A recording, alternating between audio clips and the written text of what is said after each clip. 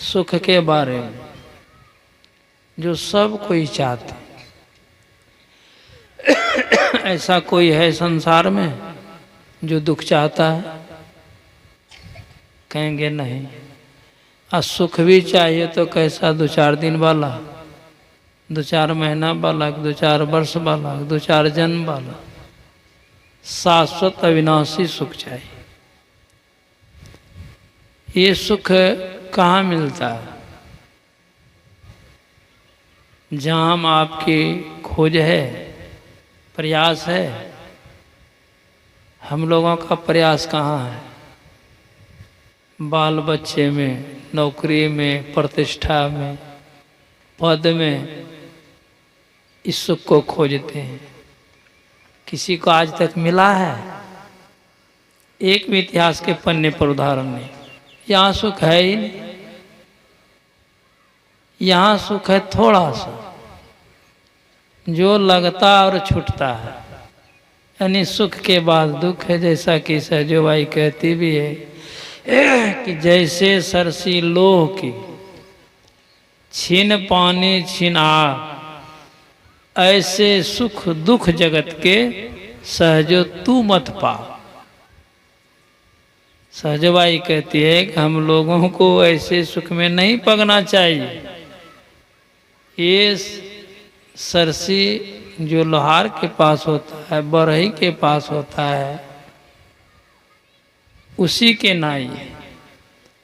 बरही के सरसी का काम क्या है? कभी आग में या कभी पानी में। आग है दुख का प्रतीक, पानी है सुख का प्रतीक। आप अनुभव भी करते होंगे जीवन में, शुरू से आज तक जब से आपको होश हुआ होगा, उसके पहले की बात तो याद नहीं होगी, लेकिन जब से होश हुआ है क्या आपके जीवन में सुख ही सुख है?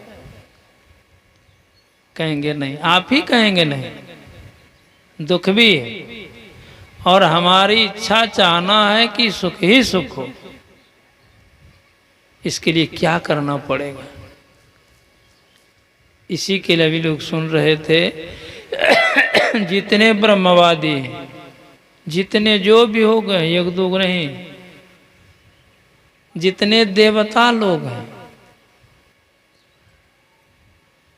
जितने सदग्रंथ हैं, एक दो की बात नहीं, सबका एक ही विचार है कि यह सुख केवल राम के चरण में मिलता है। राम के चरण के अलावे यह सुख मिलता ही नहीं। अब एक यहाँ समस्या खड़ी हो जाती कि राम का चरण कहाँ है, जबकि सदशास्त्र संतवाणी बतलाती है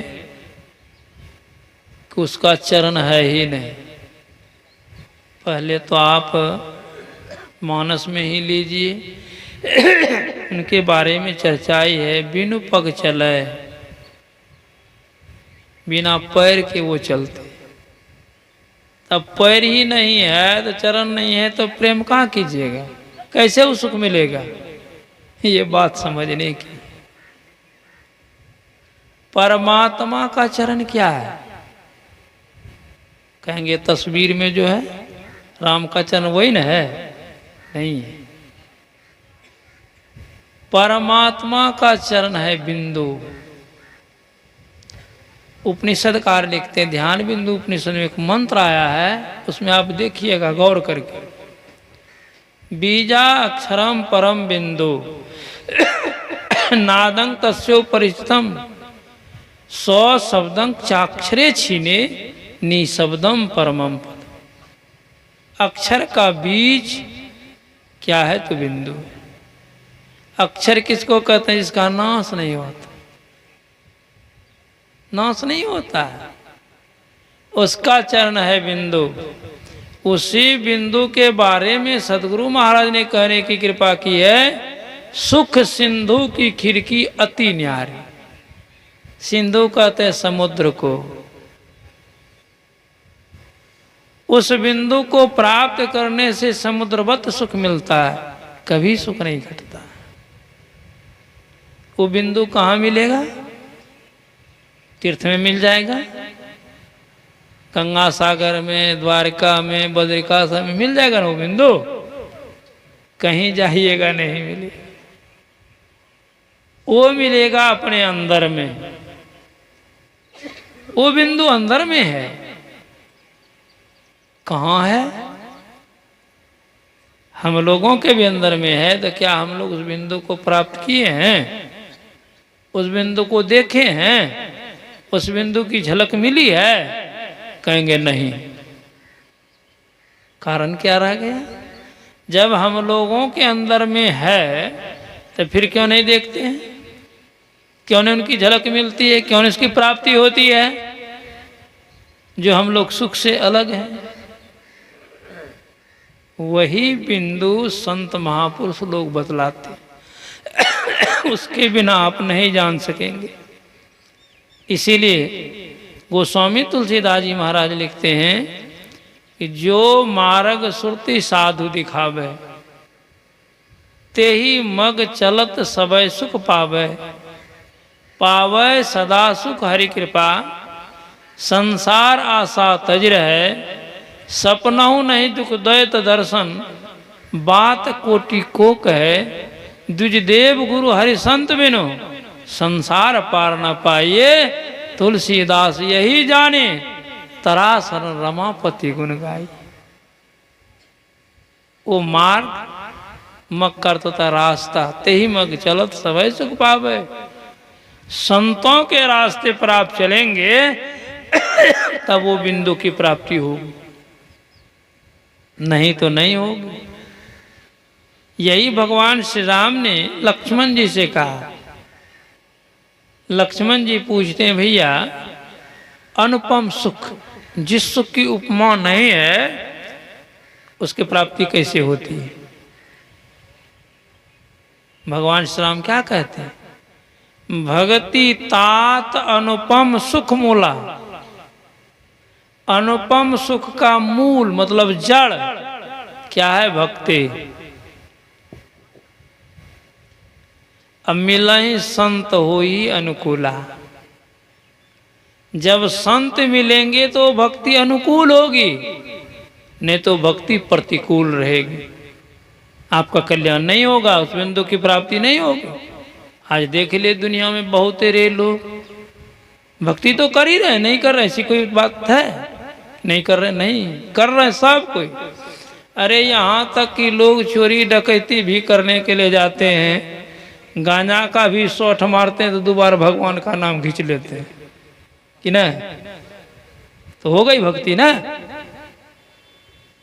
नहीं, कहते हैं वर्क इज वर्शिप, कर्म ही पूजा है। अब कौन कर्म पूजा है ये भी तो जानना पड़ेगा ना आपको।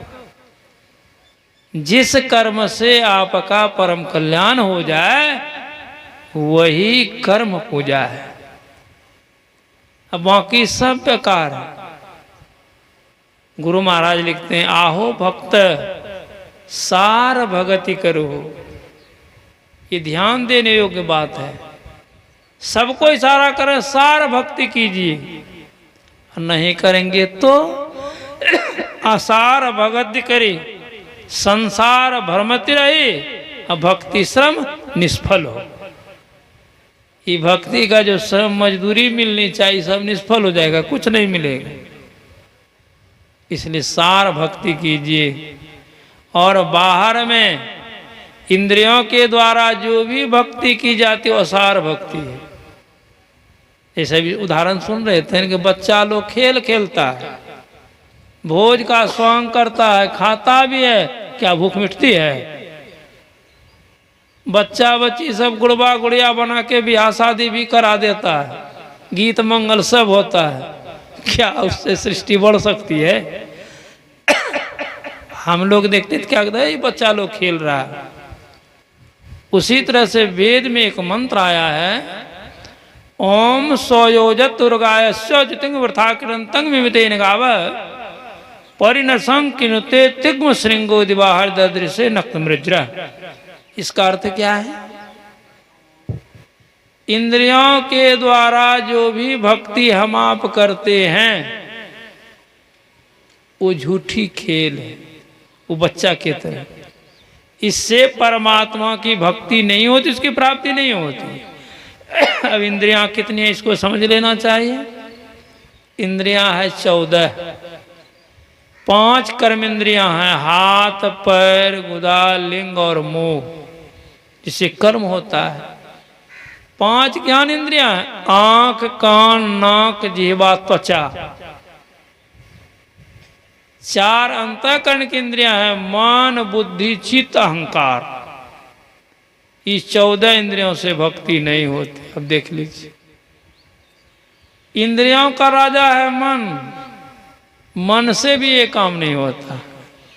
गुरु महाराज भी लिखे हैं, मेधा मन इंद्रिन गही माया, मायातीत धराऊं तुम ना। इंद्रियों का जो राजा मन है ये भी माया को ही ग्रहण करती है, परमात्मा को नहीं। हम लोग कहते हैं मन लगा के करो, अरे मन की पहुंच वहां तक नहीं है, नहीं है। अब मने से कर रहे, इंद्रियों से कर रहे तो भक्ति नहीं हो रही है। इसलिए इसको समझिए। कबीर साहब लिखते हैं, मन उल्टे तो सूरत कहावे। यही पिंडी मन जब ब्रह्मांडी बन जाता है तो सूरत कहलाती है, और सूरत से ही भक्ति होती है। इसीलिए कहा गया है, मेरी सूरत सुहागिनी जागरी, क्यों सोवे तू मोह निंद में, उठ के भजनिया में लागरी। हम लोग ज्ञानता में पड़े हुए हैं, क्योंकि जिस तरह से भजन होना चाहिए होता नहीं है। संतवाणी यह भी बतलाती है, 3 अवस्था तजहूं भजहूं भगवंत, मन क्रम वचन अगोचर व्यापक व्यापन। 3 अवस्था को छोड़ दीजिए। कौन कौन अवस्था छोड़ दें? बालापन, किशोरापन और युवापन, ये 3 को छोड़ दिए। खाने खेलने का समय है। अब बूढ़ा जो है ना, बूढ़ापन ही है भक्ति करने का, संभव है। अर्थ लोग लगाते, लेकिन ये सही अर्थ नहीं है। अरे ये तो शरीर की अवस्था है, बूढ़े से भक्ति होती है? बूढ़ेपन की क्या परिस्थिति पूछे तो बूढ़े लोगों को भक्ति होती है? नहीं होती। इसीलिए किसी ने कहा, जो कुछ करना है कर लो जवानी में, भक्ति भी जवानी में कर लीजिए, धन जमा करना है जवानी में कीजिए, बुढ़ापे में नहीं होता है, उसमें तो टाइम पास हो। जवानी में यदि वो संस्कार बना लिए, आपकी सूरत उस तरफ लग गई, तब तो बुढ़ापा में भी काम बन जाएगा। ऐसे नहीं। परम पूज्य गुरुदेव बाबा श्री साहिब स्वामी महाराज लिखते हैं, जब तक शरीर सबल है, ये शरीर जो है मजबूत है, जब तक शरीर सबल है, बुद्धि देती साथ, तब तक ही गुरु भक्ति का अवसर जानो हाथ। कहीं बुद्धि निर्बल हो जाएगी तब, बूढ़ेपन में देखते हैं लोगों की बुद्धि निर्बल हो जाती, कपड़ा में बिछावन में ही पेशाब पे खाना हो जाता, सुधिए नहीं रहती। बोलने का कुछ तो बोलते हैं कुछ, करने का कुछ तो करते हैं कुछ, कतई याद ही नहीं रहता। मुंह का दांत टूट गया, बोलेगा राम तो मुंह से निकलेगा आम या काम, अब है बूढ़ा बदनाम। नहीं, भक्ति होगी? नहीं होगी। इसलिए शक्ति रहते ही आपको भक्ति करनी पड़ेगी, युक्ति के साथ। वो युक्ति सीखिए। बहुत लोग इधर उधर खोजते हैं। पलटू साहब क्या लिखते हैं, बैरागिन भूली आप में, जल में खोजे राम, जल में खोजे राम, जाय के तीरथ छान है। भर में वो चारों खूट सुधी नहीं आपने आने, फूल माए जाओ बास काश में अग्नि छिपानी, खोजे बिनु नहीं मिले है धरती में पानी, दूध माए जाओ घृत छिपी मेहदी में लाली, ऐसे पूरन ब्रह्म कहूं तिल भर नहीं खाली, पलटू सत्संग बीच में कर ले अपना काम, अब बैरागिन भूली आप में, जल में खोजे राम। ये काम होता है सत्संग में, और कहीं नहीं होता। जितने माई दाई लोग व्रत करती है, तीर्थ पूजा पाठ करते हैं, उसमें ये काम नहीं होता है। ये काम एकमात्र सत्संग में होता है। इसीलिए सबों ने ऐसा कहा है कि सत्संग करो, सत्संग करो, तभी ये काम बनेगा। गोस्वामी तुलसीदास जी महाराज क्या लिखते हैं? भक्ति स्वतंत्र सकल सुख खानी। देख लीजिए एक के सेंटेंस में, सारे सुखों की खानी। मतलब ये लौकिक सुख और पारलौकिक सुख, कुछ भी सुख को आप चाहते हैं तो उसके लिए अपेक्षित है भक्ति। कौन भक्ति? शर्त है, इसी को हम लोग पूरा नहीं करते, लाभ नहीं होता। भक्ति स्वतंत्र। स्वतंत्र भक्ति किसको कहते हैं? परमात्मा की भक्ति को, जो इंद्रियों के द्वारा नहीं होती है। इंद्रियों के द्वारा जो भक्ति होती है परतंत्र भक्ति कहलाती है। स्वतंत्र भक्ति सारे सुखों की खान है, लेकिन बिनु सत्संग न पावहि प्राणी। बिना सत्संग से नहीं मिलता है। संत लोग बतलाते हैं, एक बड़ा अच्छा दृष्टांत है। एक भक्त थे, बड़े श्रद्धालु भक्त थे, सब पर आस्था रखने वाले होते थे। तो सब पर आस्था रखने वाले की भक्ति पूरी होती है। पूज्यपाद के श्रीमुख से प्रातःकाल के प्रवचन में हम बहुत सारे उपमा उपमेय को सुने हैं। नहीं, सबको खुश करने वाली कौन कहलाती है? बेसिया पंच भतारी। देख लीजिए, एक पर विश्वास होनी चाहिए। एक बड़ा अच्छा रोचक प्रसंग आया। एक भक्त पूजा कर रहा था, एक ही जगह भगवान विष्णु और शंकर की तस्वीर थी। भगवान शंकर की पूजा कर रहा था वो। भगवान कुछ बोले चाले तब तो कह दो इसमें शक्ति नहीं है, भगवान विष्णु की पूजा कर। उसके आगे जा करके धूप बत्ती जो भी है करना शुरू किया। हवा विपरीत दिशा को चल रही थी, मतलब भगवान शंकर की तरफ हवा आ रही थी। वो भक्त बोला था, कहा इस सेंट यदि भगवान शंकर ले लेंगे, सुगंधी भगवान शंकर ले लेंगे तो भगवान विष्णु प्रसन्न नहीं होंगे। इसलिए भगवान शिव के नाक में रुइया घुसना शुरू कर दिया। पहले समझ रहा था कुछ, और अभी हुआ कि सचमुच में है, इसके अंदर में सुगंध चली जाएगी तो ये भगवान प्रसन्न नहीं, बस भगवान शंकर प्रकट हो गएगा। मांगो क्या चाहते। बिनु विश्वास भक्ति नहीं। परम गुरुदेव बाबा श्री साहिब समझ करते भक्ति ही नहीं, बिनु विश्वास कुछ भी नहीं। भक्ति तो नहीं होगी, कुछ भी नहीं। विश्वास तो करना ही पड़ता है। फिर माता पिता के वचन पर विश्वास नहीं, गुरु के वचन पर विश्वास नहीं, तब किन के वचन पर विश्वास होगा? यही तीनों तो ऐसे उपकारी होते हैं कि अपने को घाटा में डाल डाल करके अपने शिष्य का, पुत्र की रक्षा करते हैं। इसलिए विश्वास सबसे बड़ी चीज है। विश्वास पूर्वक जो गुरु बता दिए हैं कीजिए, तो चला गया तीर्थ में। जिन जिन तीर्थों में जाए वहां के महिमा से मंडित हो जाता था, उसके प्रभाव में आ जाता था। सोचा कि इस देवता की पूजा करेंगे ना तो कल्याण हो जाएगा। अब तीर्थ में बढ़ रहा है, देवता की भी संख्या बढ़ रही है। जहाँ जहाँ जा रहा एक एक देवता खरीद रहा। सबको घर में रखेंगे, पूजा करेंगे, कल्याण होगा। देवता की संख्या इतनी हो गई, प्रतिमा इतनी हो गई, जेब से पोटली पोटली से बहंगी बना करके ले जाने के लिए विवश हो गया। कभी बहंगी लिया था नहीं, कुछ ही दूर चला उसका कंधा फूल गया, दर्द होने लगा। रास्ते में बहंगी रख करके सोचने लगा कि हम पूजा क्या करेंगे, हमारा कल्याण क्या होगा। ये लगता है रास्ते में ही हमारा प्राणांत हो जाएगा, मर जाएंगे। चला नहीं जा रहा, दर्द सहा नहीं जा रहा। चिंतित है, व्यथित है। संजोग उसी रास्ते से एक महात्मा जी आ रहे थे, बड़ी आशाबंदी, दौड़ के गए, प्रणाम किए, बाबा ऐसी ऐसी बात। महात्मा समझ गए, कहा देखो एक काम करो, इसमें जो सबसे बलशाली देवता है उसको ले लो, उसकी पूजा करना, तुम्हारा काम हो जाएगा। वो भक्त कहता है बाबा बोले तो ठीक, लेकिन पता भी चले तब तो कि कौन बलशाली है।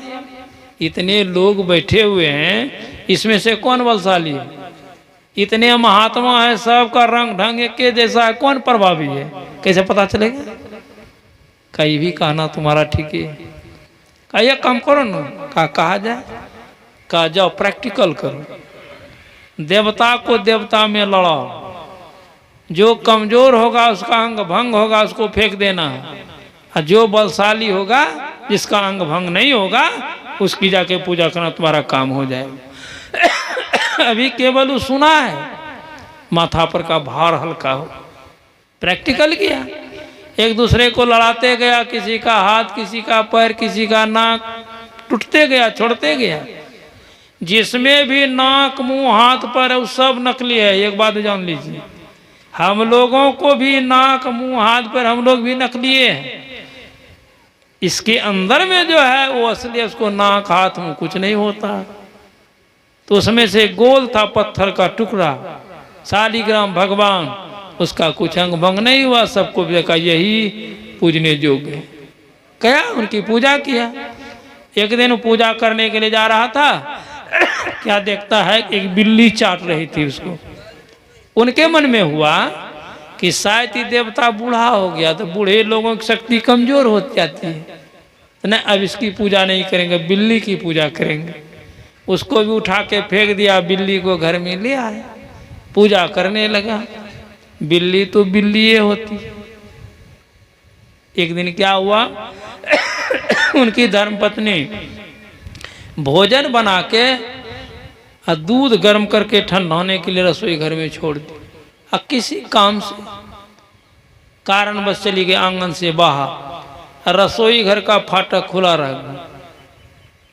अब क्या होगा, ये बिल्ली गई, ये बिना निमंत्रण का चटकली। बहुत ऐसे लोग भी होते हैं, बहुत ऐसे महात्मा भी होते हैं, बिना निमंत्रण के पहुंच जाते हैं।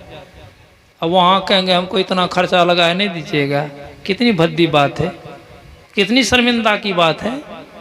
आपको निमंत्रण दिया है।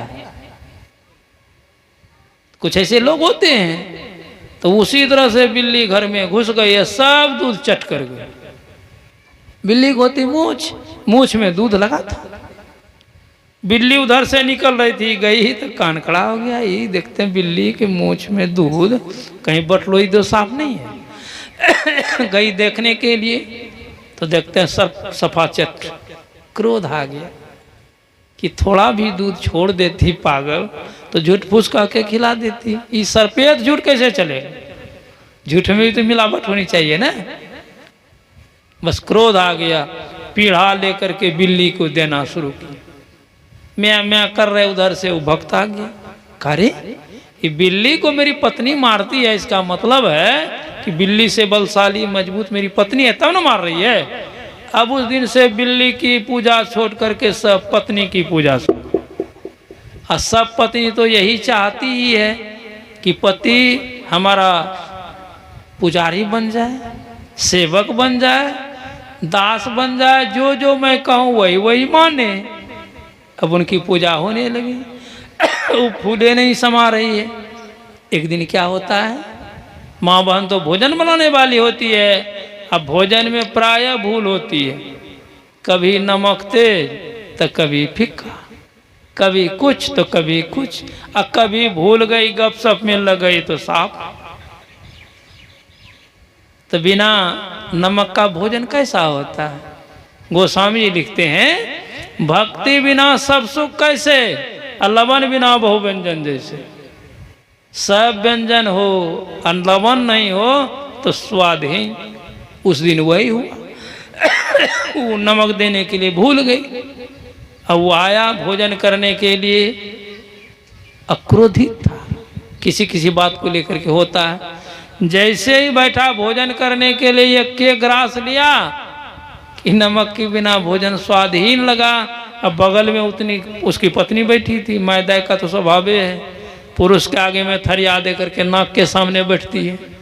बस वही पीढ़ा लेकर के खींच करके 2 पीढ़ा दिया। वो तो रोने लगी, लेकिन उसको ज्ञान हो गया, अरे पत्नी को मैंने मारा, इसका मतलब है कि पत्नी से बलशाली मैं हूं, तो अपने आप की पूजा करनी चाहिए।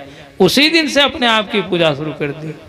अपने आप की पूजा ही दरअसल में परमात्मा की पूजा है, गुरु की पूजा है, सार भक्ति है। बाकी असार भक्ति है। अपने आप को कैसे पूजेंगे, क्या उपाय है? परमाराध्य श्री सदगुरु महाराज के श्री शब्दों में है, प्रथम ही धारो गुरु को ध्यान, हो श्रुति निर्मल हो बिंदु ज्ञान। देखिए कैसे बिंदु ज्ञान होगा, कैसे बिंदु की प्राप्ति होगी। पहले तो श्रुत को निर्मल करना पड़ेगा गुरुयुक्ति के मुताबिक। हो श्रुति निर्मल हो बिंदु ज्ञान, 2 नैनों बीच सन्मुख देख, एक बिंदु मिलाए दृष्टि दो रेख, सुखमन झलकाए तिल तारा, निरख श्रुति दशमी द्वारा, ज्योति मंडल में अचरज ज्योत, शब्द मंडल अनहद शब्दोत, अनहद में धुन सतलौलाय, भव जल तर वो यही उपाय, में ही युक्ति सरल सांची, अल्लाह जो गुरु सेवा रांची। पुष्प